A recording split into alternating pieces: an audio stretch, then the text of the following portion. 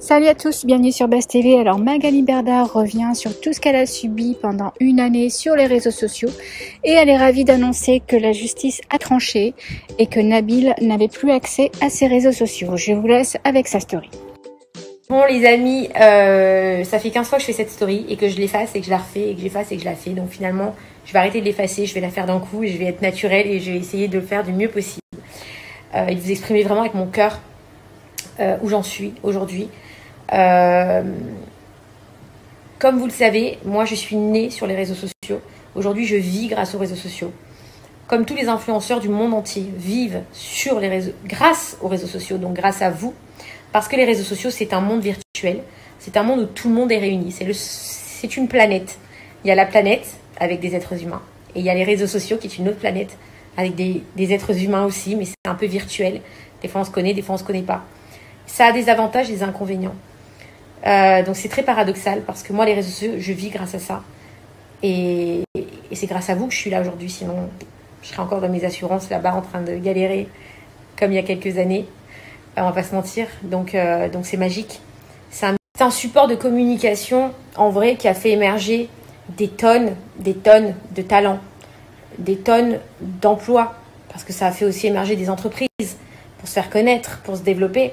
Ça fait émerger des rencontres. Grâce à ça, vous pouvez rencontrer des gens, vous pouvez parler, vous pouvez avoir des forums, vous pouvez discuter entre vous, vous pouvez parler d'un pays à un autre. C'est magique les réseaux sociaux. C'est rempli d'amour, c'est rempli de rencontres, c'est rempli de légèreté, c'est rempli de rigolade, à la fois de tristesse, parce qu'on peut aussi s'alerter les uns les autres. C'est magique à tous les niveaux, sur un point de vue économique, sur un point de vue moral, sur un point de vue tous les niveaux, culturel, social. C'est magique. Quel que soit l'âge, le pays, le sexe, les convictions, on a accès aux réseaux sociaux. Magique. C'est génial. C'est une révolution et on en est tous là aujourd'hui à regarder plus nos réseaux sociaux presque que la télé. C'est ouf. Et ça, moi, j'y travaille depuis 4 ans. Si je suis là aujourd'hui, c'est grâce à ça. Grâce aux réseaux sociaux, grâce à nous tous, parce qu'on se suit, parce qu'on se parle, on communique, etc. C'est vrai qu'on dit à chaque fois, on se dit les influenceurs, ils ont une vie de ouf, tout est magique, tout est beau, etc. C'est vrai, c'est beau, c'est magique, on peut découvrir plein de choses. On est reconnaissant envers vous, envers la vie, envers notre travail, parce que c'est aussi du travail. Alors oui, on n'a pas le droit de se plaindre. Et j'oublie pas que moi, il y a encore quelques années, si j'avais pas eu ces réseaux sociaux, si j'avais pas découvert ce business dans les réseaux sociaux, si j'avais pas développé ce business des réseaux sociaux, je serais encore vendeuse dans un magasin à trimer 14 heures par jour quasiment. À 14 heures, j'exagère un peu, mais du 8, 9, 10 heures par jour en saison, parce que je faisais les saisons l'été pour payer mes études, à faire des repassages, à être payé 8, 10 euros de l'heure pour faire des repassages, pour garder des enfants, à avoir des dettes, à avoir des loyers à payer. Ma mère, elle est femme de ménage. J'ai vécu avec mes grands-parents qui ont eu un restaurant, les saisonniers, travailler jusqu'à 2, 3 heures du matin, reprendre le matin à 9 heures, etc. Bref, oui, j'ai de la chance. Et oui, les influenceurs ont de la chance. Le seul côté sombre des réseaux sociaux, et on n'en parle jamais, et c'est ça le problème, c'est qu'il y a un monde qui est le monde normal, et il y a le monde des réseaux sociaux, ce que je suis en train de vous expliquer, qui est un autre monde, mais qui n'est pas réglementé. C'est un monde qui n'est pas réglementé. En France, vous avez une justice, vous avez des tribunaux, vous avez la police, vous avez tout un tas d'organisations, de choses qui aident les gens et qui réglementent. Parce que dans la vie, pour qu'on vive bien, il faut que ce soit carré, il faut que ce soit réglementé. Sur les réseaux, c'est pas réglementé. Et oui, on a subi, et je m'en plains pas, parce que j'accepte de l'avoir vécu, parce que je pense que, voilà, c'est comme ça aussi que je me suis forgée. Le cyberharcèlement. Ça fait des semaines, voire des mois, que je travaille avec Nabila et une excellente avocate, une avocate qui est géniale, sur la création d'une association. Donc je vous annonce que je crée une association qui va s'appeler les réseaux de l'amour. Parce que les réseaux sociaux doivent être que amour. Il doit y avoir des règles. Il n'y en a pas. C'est pas reconnu. Alors c'est fou parce qu'on s'en sert sur tous les plans. Mais on ne veut pas reconnaître qu'il doit y avoir des règles à l'intérieur. À tous les niveaux, il faut qu'il y ait des règles. Et les réseaux de l'amour, l'ambassadrice de cette association sera Nabila, qui a accepté de m'accompagner dans ce projet et qui a travaillé sur ce projet avec moi parce qu'elle a subi un cyberharcèlement très intense. Vous ne vous êtes même pas rendu compte pour certains parce que elle a réussi à cacher sa tristesse, ses émotions. Et c'est pas facile, croyez-moi. Et pour toutes ces années dernières, j'ai subi 1 an d'harcèlement, 365 jours sur 365, avec différents blogueurs, on appelle ça maintenant, qui sont des justiciers du web, qui se prennent pour des juges, voilà, et qui vous jugent toute la journée, et qui sont en boucle toute la journée. J'ai vécu un Berdagate, parce qu'ils se prennent même le droit de créer des noms avec gate, ça veut dire l'extermination d'une personne. J'ai dû prouver, j'ai dû montrer à la justice, et ça a été jusqu'à une tentative d'extorsion de fonds. La personne a fini en garde à vue, la personne a reconnu ses torts, s'est excusée, mais il a fallu une garde à vue pour qu'elle le comprenne, c'est dur. Ça a été traumatisant pour moi, ça a été traumatisant pour mes enfants, ça a été traumatisant pour tellement de choses. C'est insupportable quand chaque jour, une seule et même personne fait des stories en boucle sur vous, en boucle sur votre famille, sur vos enfants, sur votre travail, sur tout. Des faux dossiers, des vrais dossiers, des faux trucs. On ne sait même plus où est le faux du vrai, on ne sait même pas ce qu'ils racontent. On a l'impression qu'ils vous mettent à nu, toute nue, à poil, sans rien. Vous n'avez plus rien. Et on ne peut pas se battre contre eux. On ne peut pas. Pourquoi? Parce qu'il n'y a pas de loi, il n'y a pas de règles. C'est long. Les réseaux sociaux sont longs. C'est terrible. Et quand c'est pas lent, ou quand on arrive à faire arrêter quand on arrive à faire prendre conscience aux blogueurs qu'il doit arrêter, et qu'il arrête, parce que certains ont arrêté, certains ont eu un dialogue, certains, j'ai réussi à rétablir un dialogue, j'ai réussi à calmer les choses, et ça s'est très bien arrangé, grâce à Dieu, et aujourd'hui ça va. Mais d'autres, non. D'autres, on est obligé d'aller au commissariat, de faire des dossiers non-stop. Mais vous ne savez même pas à quel point ça peut aller loin. Berdagate, tentative d'extorsion de fonds. On m'a demandé de l'argent pour protéger mes candidats. Je redis bien pour protéger mes candidats, je me suis exprimée là-dessus, que j'ai fait. Mais ça ne sert à rien, parce que ces gens-là, qui vous demandent de l'argent pour protéger vos candidats, c'est dans la tête, ils sont déjà tordus. Et que ces gens-là, tôt ou tard, ils vous le feront à l'envers, et de toute manière, ils vont vous mettre encore plus dedans, et ils vont vous demander encore plus d'argent, etc. Donc, stop. Moi, depuis cette mésaventure que j'ai eue l'année dernière, où je me suis fait un petit peu avoir, et où j'ai accepté de donner pour protéger mes candidats, pour protéger, pour essayer de vivre en paix, tout simplement. Et je me suis dit, plus personne ne me tiendra, excusez-moi du terme, par les couilles. Plus personne. Il n'y a pas. Vous avez qu'à parler, me mettre à terre, faire ce que vous voulez. Vous ne me mettrez pas à terre déjà. Et deuxièmement, maintenant. Alors pendant 1 an, je me suis battue. J'ai pris sur moi. C'était terminé. J'ai dit, plus personne ne me fera cracher 1 centime pour protéger ma réputation, pour protéger. Je suis capable de la protéger seule. Je suis saine dans ma tête. Je sais ce que je fais. Je n'ai rien à perdre. Je n'ai pas peur. Je n'ai peur de personne. Attaquez-moi, mais plus personne ne me tiendra par les couilles. C'est fini. Et de là, pendant 1 an, j'ai travaillé à attaquer, à déposer plainte, à prendre chaque blogueur les uns après les autres, chaque histoire qu'ils racontaient, à faire des constats d'huissier, etc. C'était long, ça m'a coûté beaucoup d'argent. Et enfin, là récemment, j'ai réussi à avoir une décision de justice. Ça a pris 1 an, mais j'ai réussi à avoir une décision de justice qui a fait supprimer les réseaux sociaux d'une personne, qui a fait supprimer les réseaux, qui a ordonné à un réseau social tel que Snapchat, et récemment aussi Instagram, puisque du coup on s'en sert de la condamnation par rapport à Snapchat, de la fermeture des réseaux sociaux d'une personne physique, c'est-à-dire que cette personne n'a plus le droit d'avoir de compte Snapchat. Parce que cette personne est un harceleur, un cyberharceleur. Parler en boucle tous les jours, mettre des vidéos de mon enfant, harceler mon enfant, ma fille de 13 ans, sans limite, sans arrêt, s'attaquer. Et attention, ce que je vis, je ne suis pas la seule. Je ne suis pas un cas isolé, hein. Tout le monde le vit. C'est un nouveau métier. Blogueur, harceleur des réseaux sociaux. C'est un nouveau métier. C'est le côté sombre des réseaux sociaux sur lequel je veux me battre aujourd'hui. Ce sont des fous en liberté qui ne sont pas arrêtés. Eh bien, je suis ravie et je suis fière de la fermeture carrément des réseaux sociaux qui la justice a constaté. Un harcèlement, une diffamation qui pousse à des dépressions, qui pousse des gens à des suicides.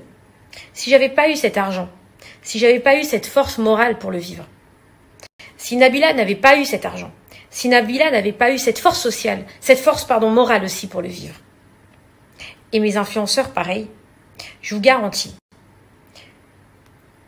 que ça peut pousser au suicide. Ces gens-là qui sont des juges, qui vous attaquent sur tous les fronts sans limite, sans arrêt, qui ont même trouvé le vice maintenant de même pas dire votre nom parce qu'ils ont peur d'un procès. Donc pour éviter le procès, ils vous inventent un surnom et tout. C'est des vicieux.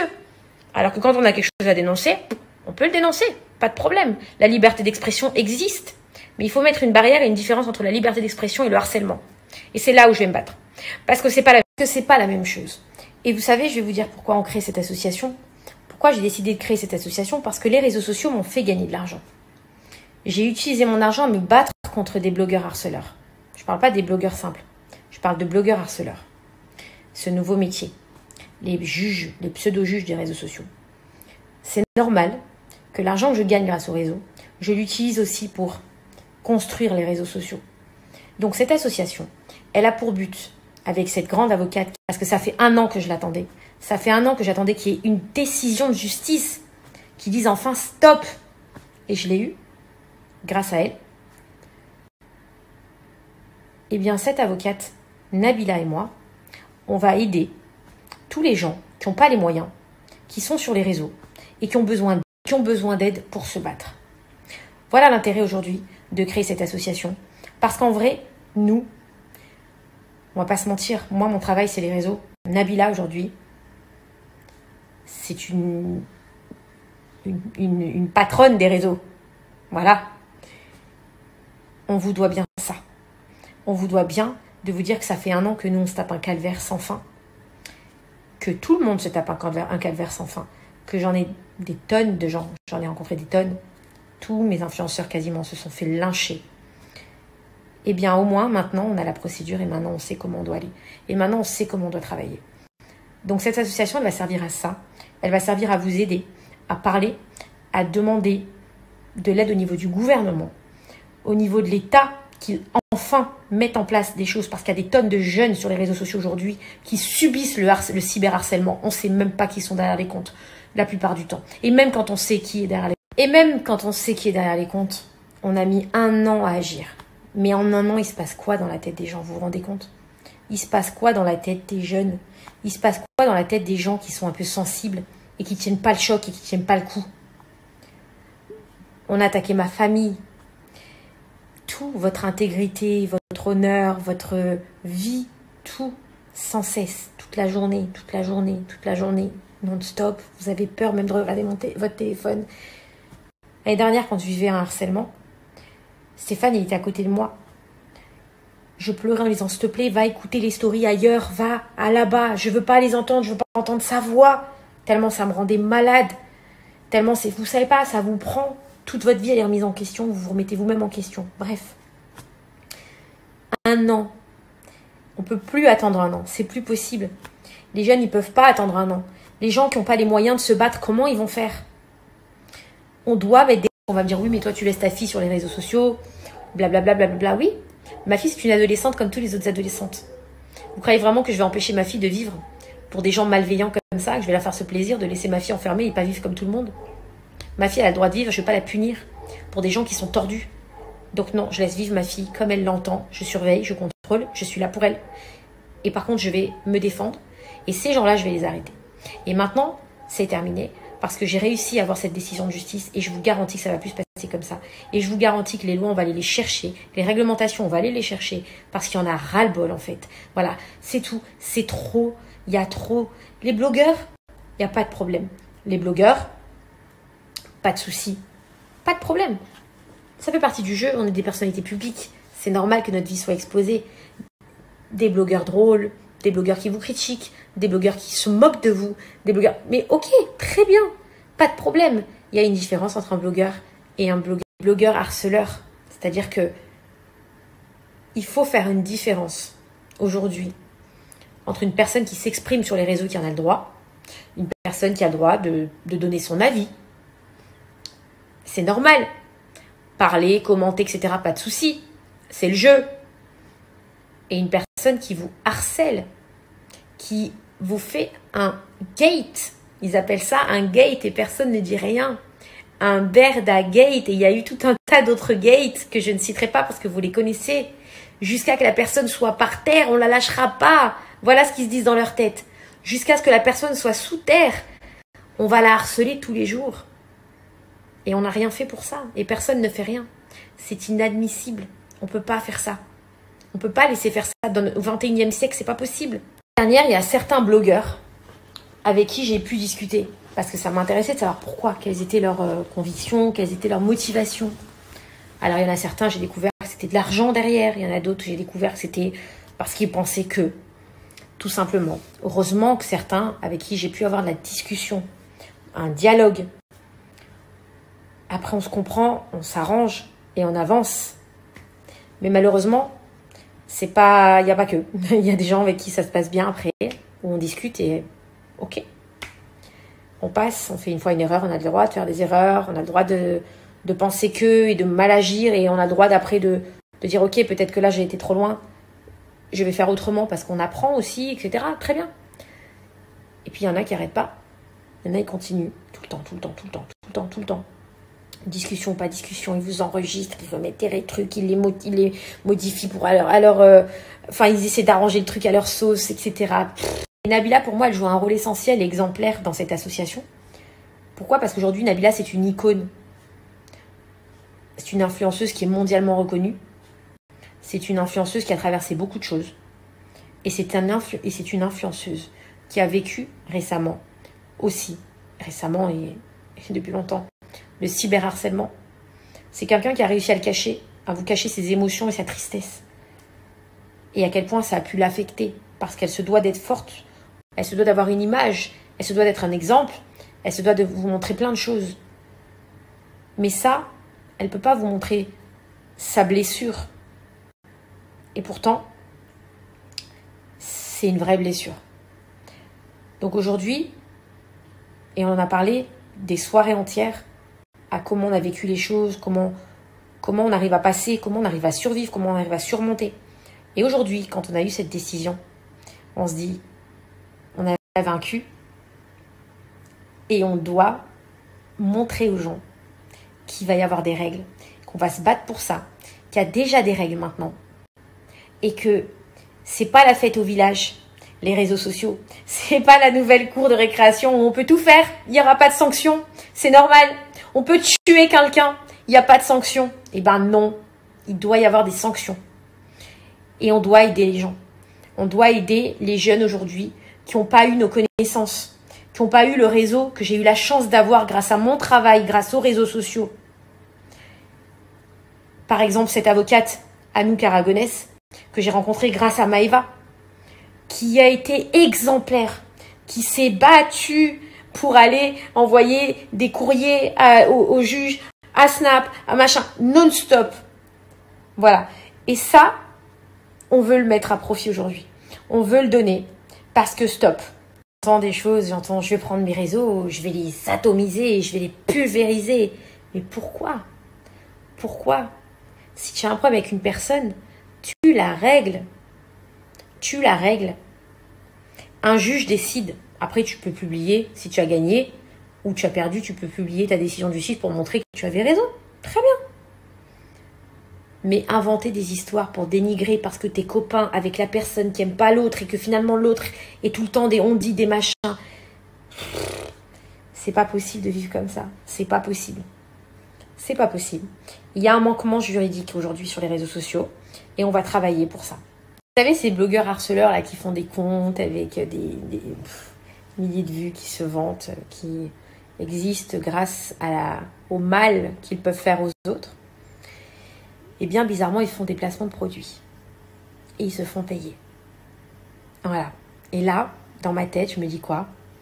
Comme j'ai développé le placement de produits ici en France, je me dis que j'ai créé des monstres. Vous voyez ce que je veux dire? Parce qu'en vrai, ces gens-là sont prêts à tout pour faire de l'audience et se monétiser, comme mes influenceurs. J'ai créé des monstres. Voilà. C'est comme ça. C'est pas grave. Mais comme on crée des gens qu'on connaît pas, qui prennent votre modèle économique et qui font la même chose, mais que comme ils n'ont pas de télé, donc ils sont obligés d'avoir des vues, et pour faire des vues, au lieu de faire des choses normales, et de se lever, de se dire, bah tiens, voilà, ce matin, je me lève, je vais aller détruire un tel. Demain matin, je me lève, je vais aller détruire un tel. Je vais faire 14 stories sur la personne. Demain matin, pareil. Après-demain, pareil. Après-demain, pareil. Voilà. Bref, voilà. Donc, je voulais vous annoncer ce projet que je commence cette semaine, du coup, et qui va s'appeler les réseaux de l'amour. Parce que les réseaux sociaux doivent véhiculer des belles choses et pas de la haine. Et ça ne doit pas être un véhiculateur, je ne sais pas si ça se dit, pardon, de haine. Voilà. Donc, je vous souhaite tous une bonne soirée. Et franchement, kiffer. On n'a qu'une vie. C'est pas la peine de se pourrir la vie, de se détruire la vie. Si vous avez des comptes à régler, réglez-les en privé. Pas besoin d'aller défoncer quelqu'un, lui briser sa vie. On n'est pas là pour ça. Personne n'a cette prétention, personne n'a ce droit. Et personne ne doit prendre ce droit-là.